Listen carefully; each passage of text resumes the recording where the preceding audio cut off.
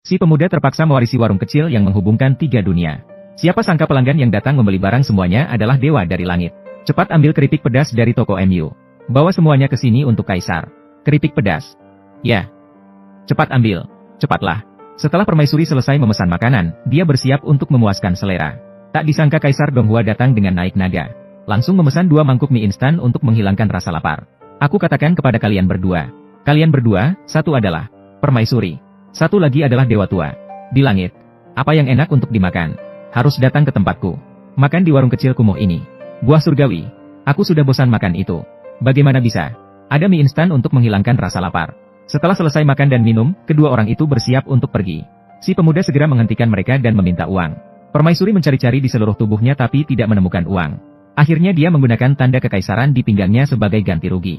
Token ini terbuat dari emas murni, melambangkan kehormatan tertinggi. Menandakan bahwa pemuda ini akan menjadi pewaris terbesar di dunia. Namun Kaisar Donghua juga tidak punya uang untuk makan. Tanpa sengaja mematahkan sebuah ranting dan memberikannya kepada pemuda. Dengan tersenyum mengatakan bahwa ranting ini mungkin bisa memanggil makhluk mitos untuk mengambil segala sesuatu. Saya juga ingin kembali. Ada urusan pemerintahan yang harus ditangani. Saya pergi duluan. Menghadapi barang-barang langka dari kedua orang tersebut, pemuda itu terlihat sangat curiga. Sedang berencana untuk membuang 2 barang ini ke dalam tong sampah. Tiba-tiba melihat banyak mobil mewah di depan toko. Seorang wanita cantik memimpin langkahnya ke arah pemuda. Langsung menggigit wajah pemuda itu. Sensasi terbakar oleh gelombang panas ini. Tidak salah. Siapa kamu? Terang benderang. Langit cerah. Kamu tidak malu ya? Ya Tuhan. Mari kita menikah. Apakah kamu sakit? Langsung menciumku dengan paksa. Kalau begitu biarkan saja. Sekarang kamu harus menikah denganku. Tuhan anak suci. Ning Sui tidak sakit. Ning Sui baru saja selesai pemeriksaan fisik. Dokter mengatakan Ning Sui sangat sehat.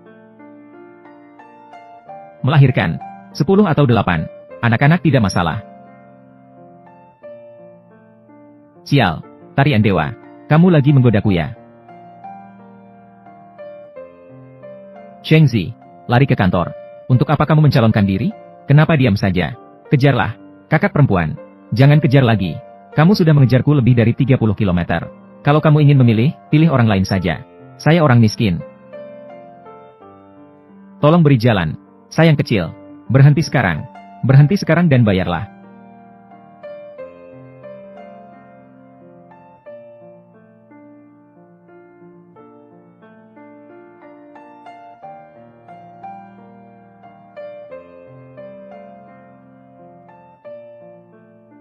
Yingmu ini. Cukupkah? Sudah cukup. Ini sudah cukup untuk membeli hidupku. Di depan suamiku. Bersihkan mulutmu. Bersih. Benar-benar bersih. Wanita cantik ini mencari penerus untuk mewarisi ajaran Holy Fire. Bahkan rela memberikan tubuh suci yang dijaga selama ratusan tahun. Dan memberikan tugas berat untuk pergi ke kota ini. Mengirimkan barang ke hotel paling mewah. Dia bahkan membayar lebih dari 200.000 di muka. Pemuda itu dengan senang hati pergi ke lokasi setelah melihat uang. Namun tak pernah terbayangkan bertemu dengan mantan istri yang suka gengsi di sini. Mantan istri salah mengira bahwa dia datang untuk memperbaiki hubungan mereka. Hanya karena baru-baru ini dia mendekati pewaris kaya terkenal di Golden Sea. Chu Menging, kau mengkhianatiku. Aku akan mengkhianatimu. Itu adalah kehormatan bagimu. Aku tidak meminta kau untuk membesarkan. Anak-anak Zheng Xiao semuanya baik-baik saja. Kau bahkan mengandung anaknya. Kau bahkan tidak tahu. Seharusnya begitu. Hari pernikahan kalian. Istrimu masih di dalam pemandian air panas. Bermain-main denganku. Perasaan itu, kau seharusnya seumur hidupmu. Tidak pernah merasakannya kan? Zheng Xiao, kau baik-baik saja kan? Kamu yang lucu. Berani sekali memukul Zheng Xiao. Cepat tanda tangani perjanjian perceraian. Kalau tidak, kau akan menyesal. Ingin membuatku menandatangani perjanjian perceraian. Bermimpi. Nak, kamu yang mencari masalah sendiri.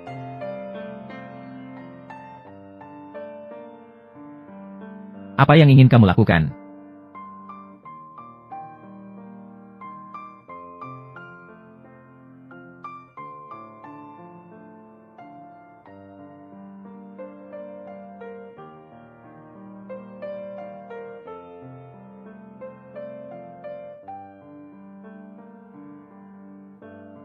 Tuan muda.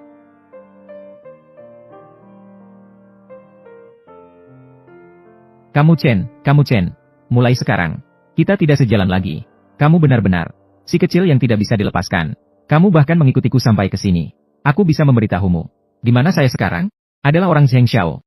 Jika kamu masih menggangguku seperti ini, tidak semudah itu hanya dipukul. Mengganggumu. Chu Menging. Jangan lagi bermimpi sendiri. Sekarang di mataku, tidak ada bedanya dengan orang-orang yang tidak menjaga kesucian. Tidak ada bedanya.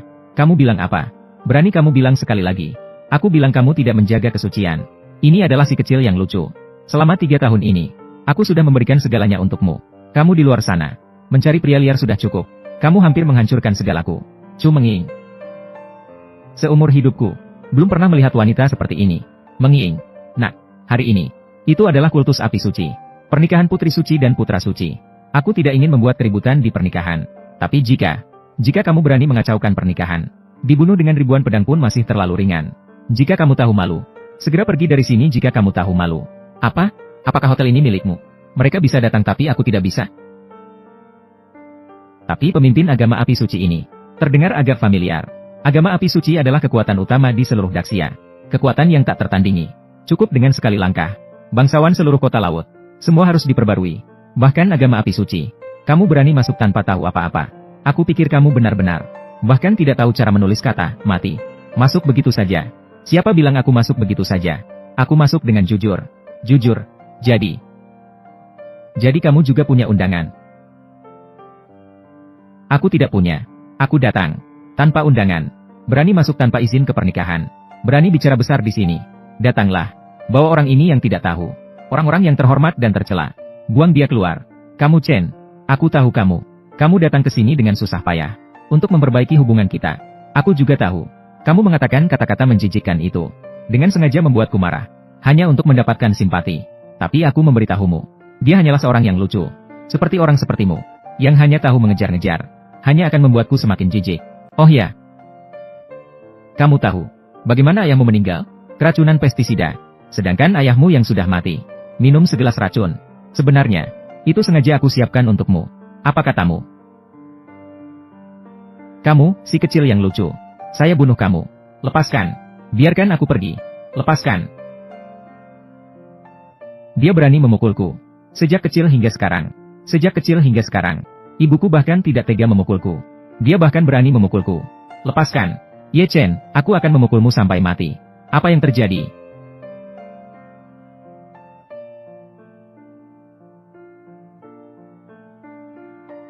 Paman, kamu datang tepat waktu.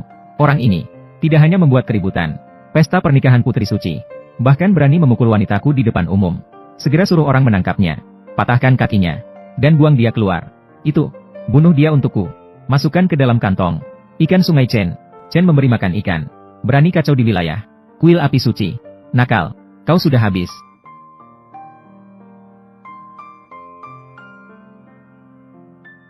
Selama 3 tahun penuh, Chu Menging, aku sangat patuh padamu. Aku telah memberikan segalanya di rumahku padamu. Semuanya kuberikan padamu. Tidak terduga mendapat hasil seperti ini hari ini. Kau sangat mengecewakanku. Kau juga tahu itu 3 tahun. Maka kau tahu apa arti 3 tahun masa muda bagi seorang wanita. Apa artinya? Hari ini, aku akan menggunakan hidupmu. Mengubur masa muda 3 tahun yang telah hilang. Semua orang, serang dia. Laporkan kepada Dewi Suci. Zheng Jian dari keluarga Zheng di kota laut. Bertengkar dengan Tuan Suci. Bahkan mengancam. Saya ingin membunuh putra suci. Chen memberi makan ikan. Berani menyentuh pria yang kucintai, Bai Ningsue. Mencari mati. Laporkan ke bawah. Kuil api suci di kota laut. Semua pengikut berkumpul. Siapapun yang tidak tiba dalam 3 menit. Kamu sedang melamun tentang apa? Bunuh dia. Tunggu. Aku bukan datang untuk membuat masalah. Aku datang untuk mengirim barang. Hotel Dinasti. Saya memesan sejumlah barang. Jika kamu berani menyentuh saya, kalian jangan berharap untuk mendapatkan barang ini. Pengiriman. Hotel Dinasti saya selalu memiliki pemasok tetap.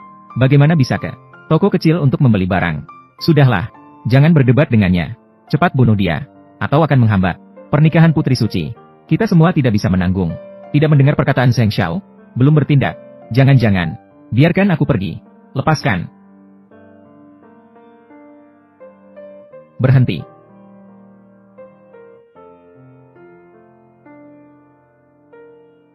Lambang api suci.